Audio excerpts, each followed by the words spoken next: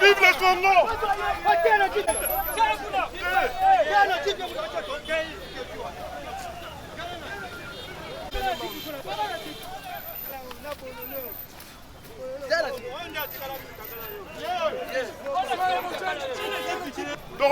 Loi électorale, ils ont tué un membre de l'ECD.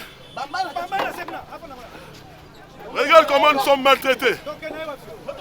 Hôpital. Vive le Congo de Fayoulou. Vive le Congo de Lumumba. La lutte continue. Regardez.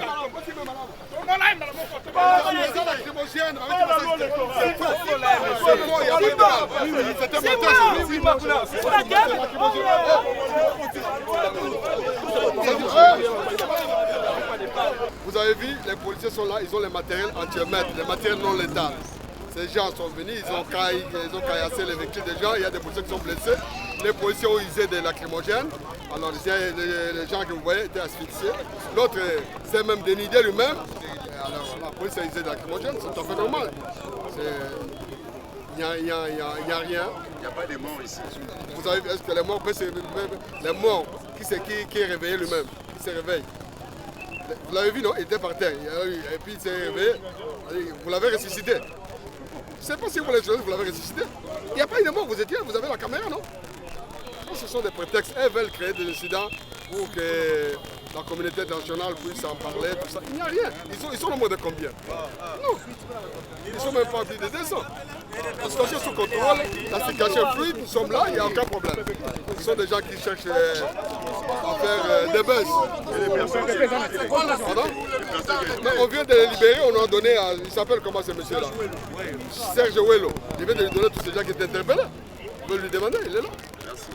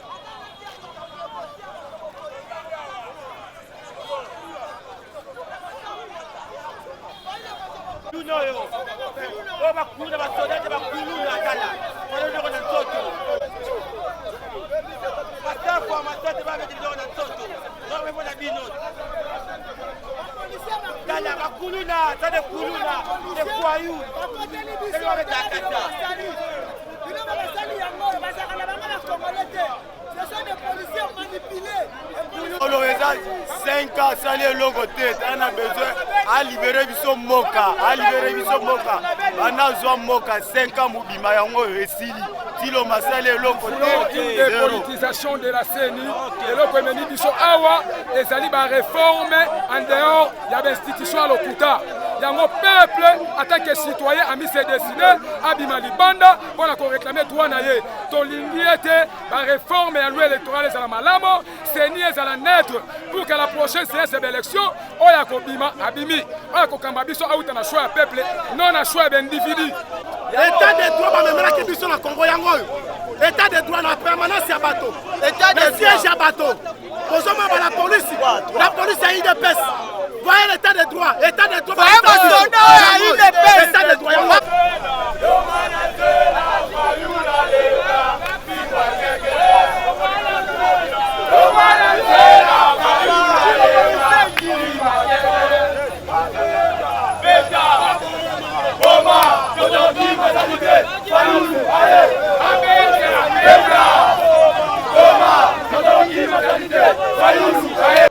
Merci Nabilo Nyonso Bolingara. Émission Nabino ba réalité à Kinshasa, Canal Kin Télévision. Vous attend, vous s'abonnez toujours et belé na émission Nabino ba réalité à Kinshasa.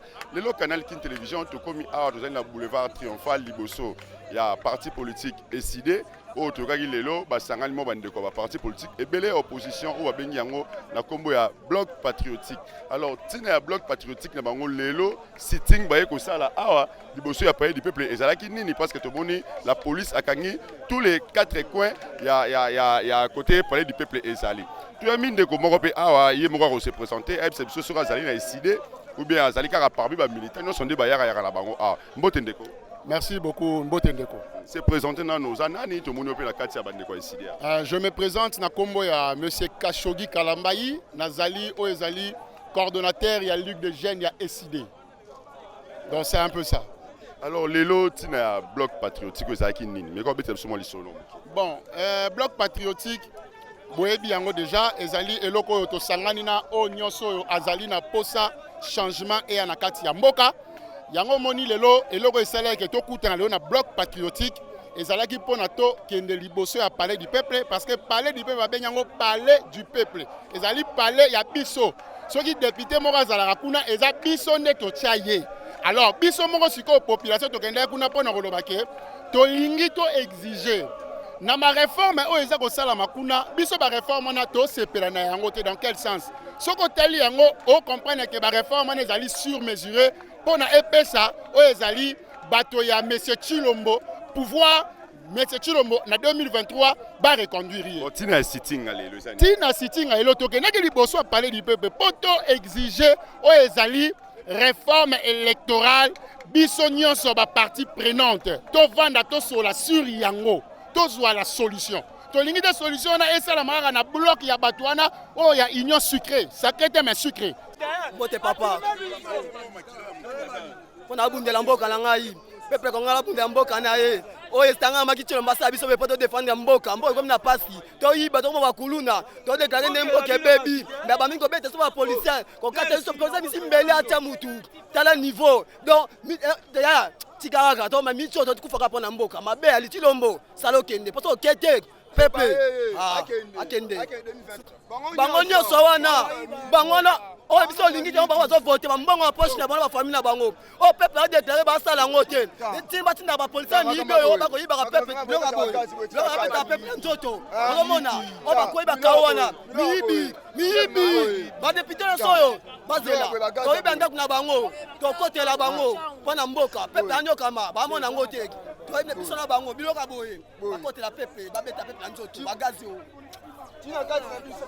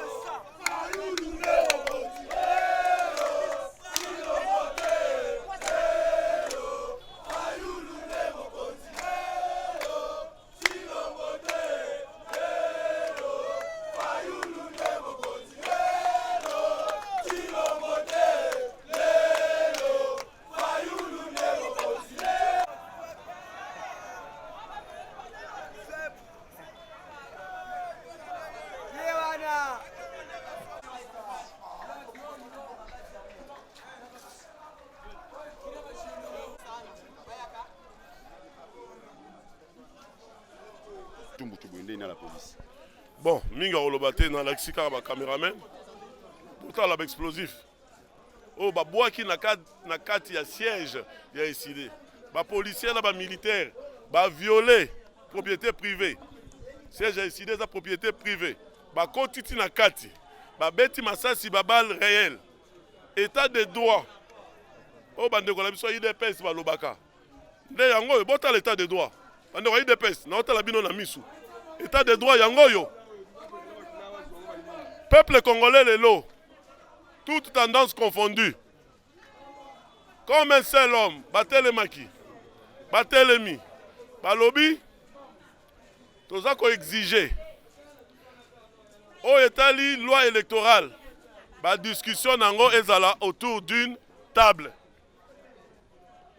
Cela veut dire toutes les parties prenantes, FCC, Union Sacrée, la Mouka, la société civile, to fanda na mesa moko, to solola, to bimisa, o to bengi consensus boyokani na o etali loi électorale.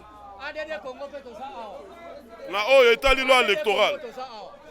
Mais badongolo miso, bato baza na pouvoir lelo. Pouvoir ya IDPS. Batindi ba policier, ba militaire, baye ko beta masasi de balles réelles de la siège ya incidé ya président Martin Fayoulou. Mais le 6 juin 2022, ba vivre autobengaka résistance. Lelo incidé la kisi que yende zo contrôler résistance na République démocratique du Congo. Baye na masasi, baye na ba obu, mais tala tisiko biso la bango face à face. Zo bango kuna. Tout le monde a face à face. Et aussi la militant mususu misu balali na seto ebité bazokisi bango, babeti bango, ba agresser bango, ba balle réelle, ba agresser bango na ba balle réelle. Tisikoyo, toza la carte ya siège na biso. Tala bango wana libanda. Bota l'état de droit. Ya Tshisekedi. En tout cas, na repère message na peuple congolais bolembate. Boyebi ke makambo maponami makambo ba élection de ça la ke Congo et matate. Basali tricherie na 3 élections.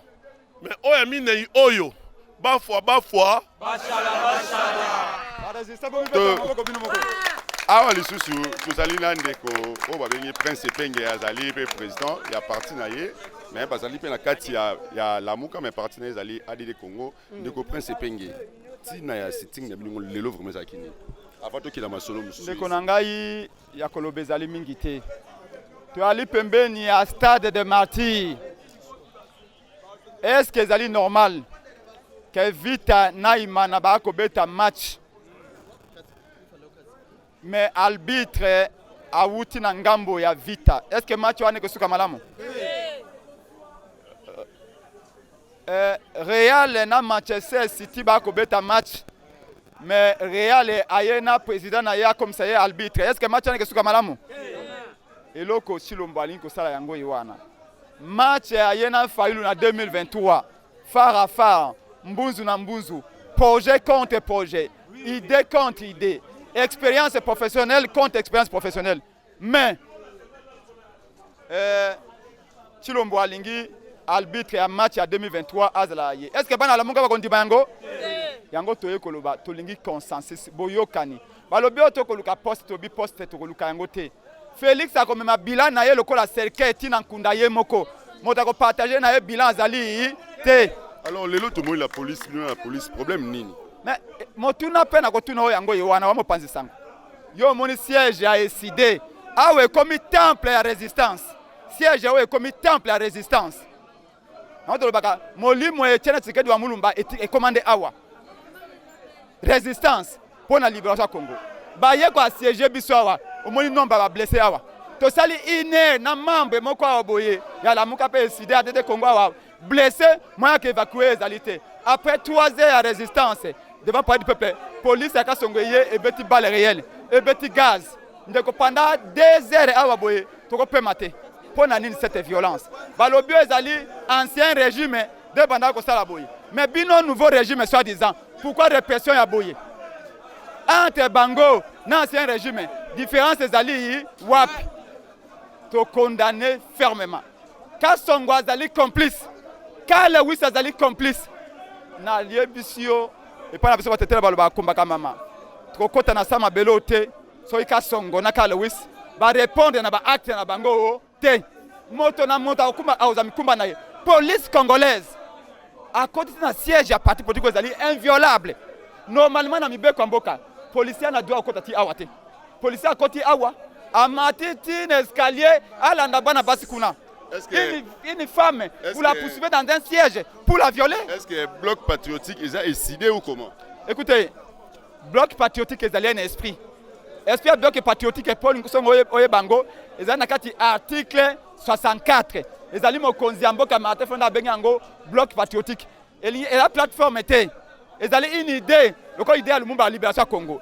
Bloc patriotique ezali une idée ya kolibérer Congo. Si base ya article 64 lobi ke Congolais nyonso ana droit ya kobima na nzela pona kolobaka moto nyonso alinga za bokonza makasi pas conserver na makasi esenge to sa nini to telemela ye comme ça président eli abimisi yango ezali kambo ya SDT ya lamuka te ezali kamande ya Congolais bato ba votaka ezali Congolais na votaka ezali SDT ezali lamuka te ezali IDPS te c'est les Congolais qui votent pona mokonzi ya mboka matafala bima Congolais à la président de la République c'est les Congolais qui vont voter c'est pas un parti politique d'où président eli na monene na ye na bolingo na mboka lobi bloc patriotique ezali esprit ya koloba changement et il y en a 2023 mais je vais vous garantir une chose Félix abimisa bando kinyos omoni awa non toutes sortes d'armes et ceux qui babi fayu la zéro côté babi parti na ezali muke babi fayu la kosa zéro côté mais poni bobimisi ba armes nyoso kabila tikana obosombi bobimisi yango batanja yango wana yo ali mopanzi sango babi télévision ya radio te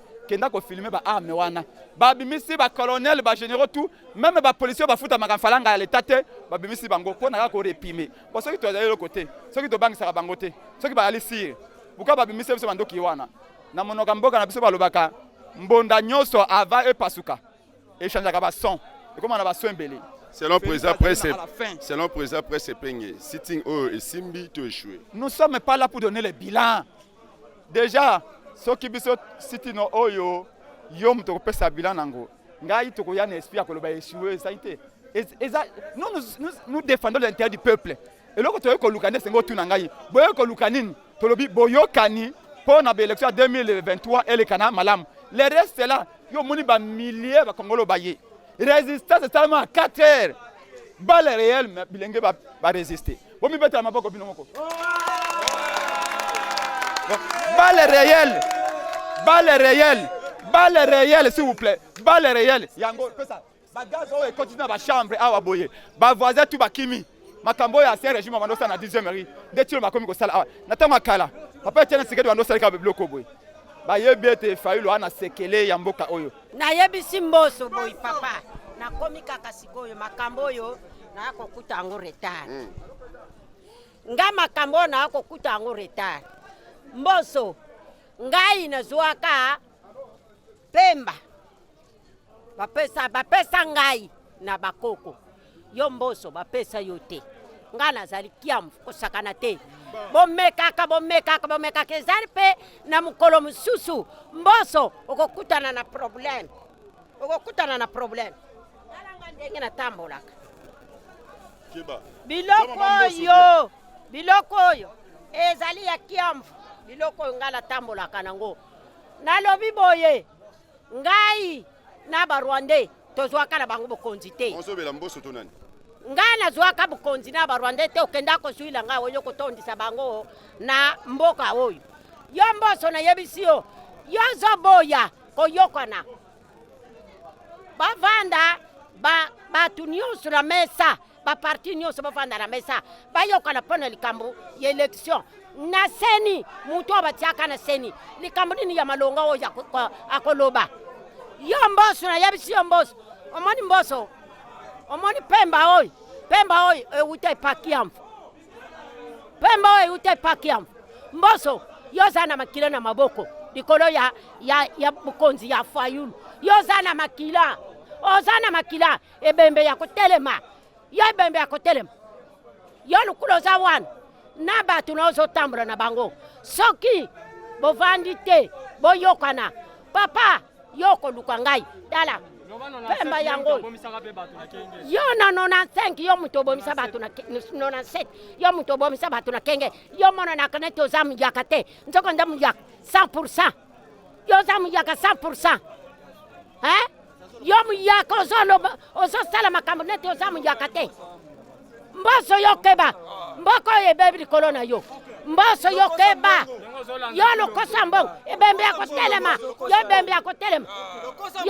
kotelema keba bano ye bakendera pare du peuple te pare du peuple bapesa ngukombo na yo pare eza pare ya mboso eza pare ya Kitsekedi eza pare ya Chilombo eza pare ya député eza pare du peuple Mobutu mutu atika yo mboso sali nini awa na kisasa eloko nini osali na kwango sali nini Merci maman Bosso. Tata na yo akufaki na ndako etenga mabo. Merci wana bolandi ezali maman Bosso. Ngai ya bino Barrière Kinshasa tozo continuer toujours tozongi na libanda bomona ndenge. So yes. So yes. Nani mokonzi? Nani mokonzi? Nani mokonzi?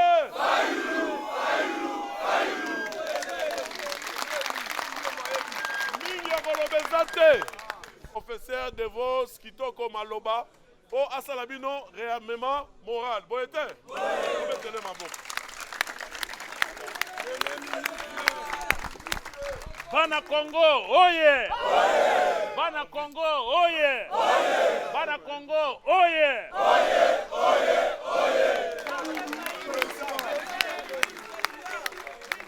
Nani mukonzi? Nani mukonzi? Nani mukonzi?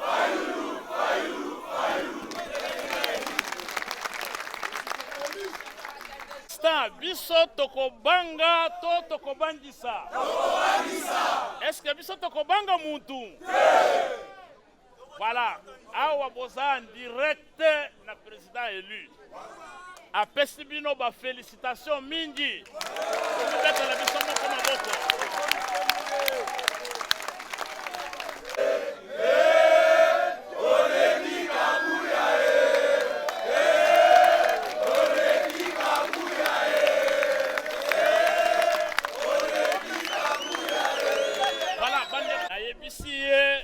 Il faut ba policier wana balongwa.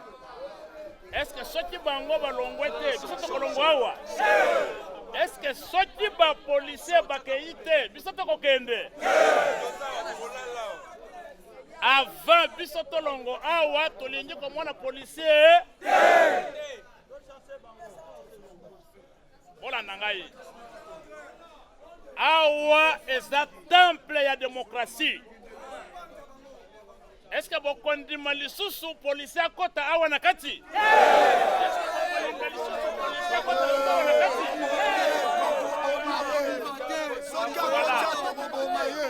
Bitumba ya démocratie. Toye pona bitumba ya maponami. Tolingi consensus ezwama. Na ma mibeko oyo ekomema biso na maponami. Consensus wana soki tozwa ngo te bitumba oyo tokotika ngo. Est-ce que tokotika yango? Awa ezali bandeli. Bandeko ba félicitations mingi parce que mbala liboso ezalaki moi lelo na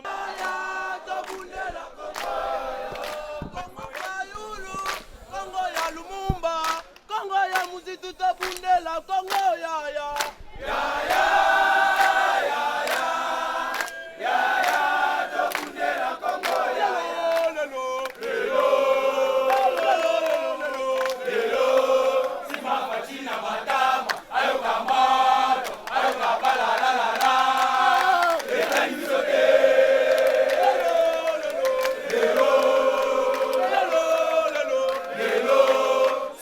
China madama ayo kamata ayo kabala la la la betani misote ale longwana nzela fayula leka singwa kekele ale longwana nzela fayula leka singwa kekele o batakali biso sandwe singwa kekele o batakali biso este singwa kekele ale longwana nzela fayula leka singwa kekele o na malile langa na malile langa na malile langa botakina nyango botaki fayule botakina nyango botaki fayule alingate babo mabana Kongo alingate babo mabana Kongo leloyo fayula ye na moto leloyo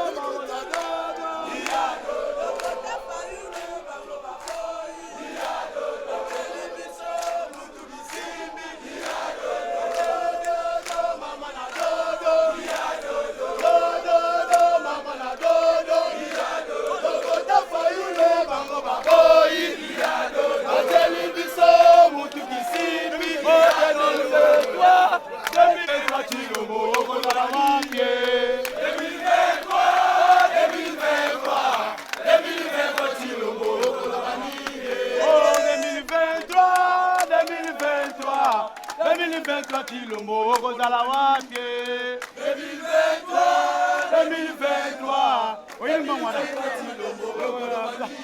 oyibimbo mwana me Chilombo yibimbo kapayule nzembo kilo suka te kilo suka za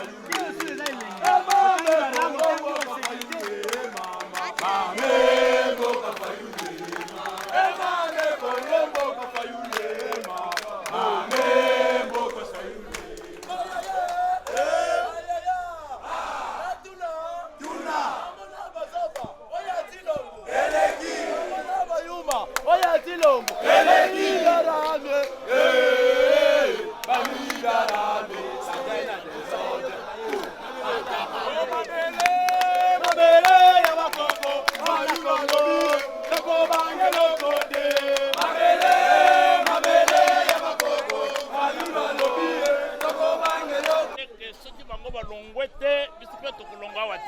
est-ce que vous avez Bango Lisusu? Est-ce que vous avez Bango Lisusu? C'est pour vous dire que pouvoir est un abisso. Awa temple ya démocratie. To bandi bitumba oyo to kotika espace Lisusu. Donc nalingi na organiser en paix, en sécurité. Retour na biso na ndaku. Bozela mot d'ordre. Lobi eza samedi, dimanche. Matoi na biso eza kuna na parlement. Soki toyeki ke lundi balingi bakota biso pe tokokende wapi? Tokende wapi? Awa lelo ezalaki chauffement. To chauffer. On continue à chauffer. Mais mokolo bakozala na plénière. Mokolo wana biso nyonso tokokota wapi? Bandeko mboka ezali na maboko ya ba frappeur. Mboka ezali na maboko ya ba frappeur. Ezali na maboko ya ba miibi. Et bazobo mboka na biso na kimoyibi chaque jour. Et balingi basa la fraude pour que ba continuer kimoyibi. Est-ce que tokotika bango? Est-ce que tokotika bango?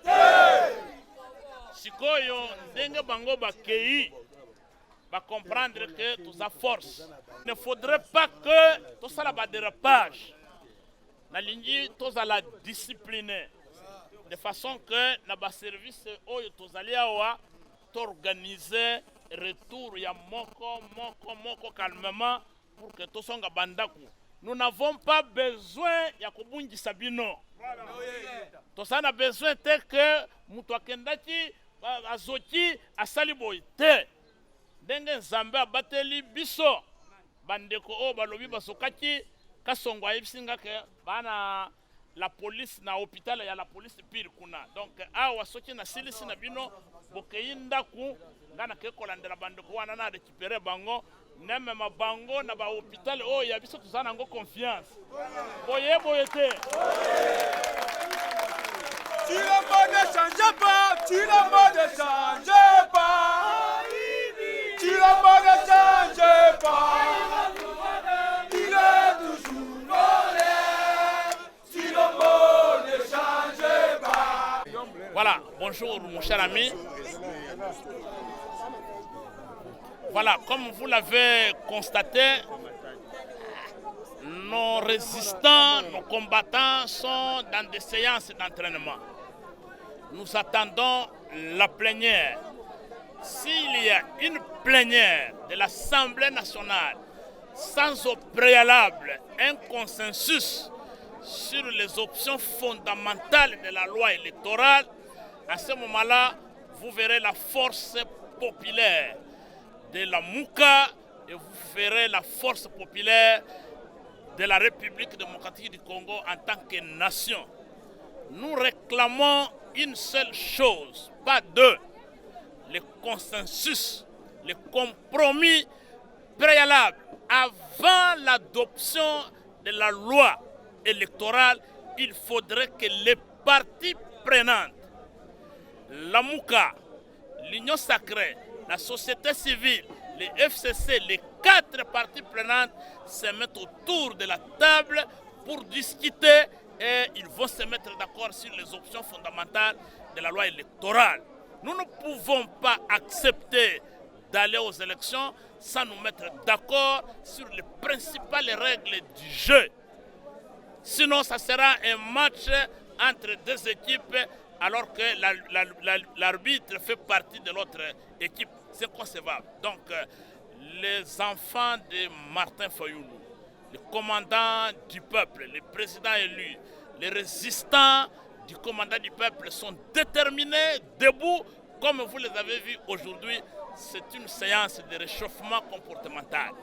C'est une séance d'entraînement. Mais la véritable bataille sera livrée le jour où la plénière va se tenir sans consensus préalable.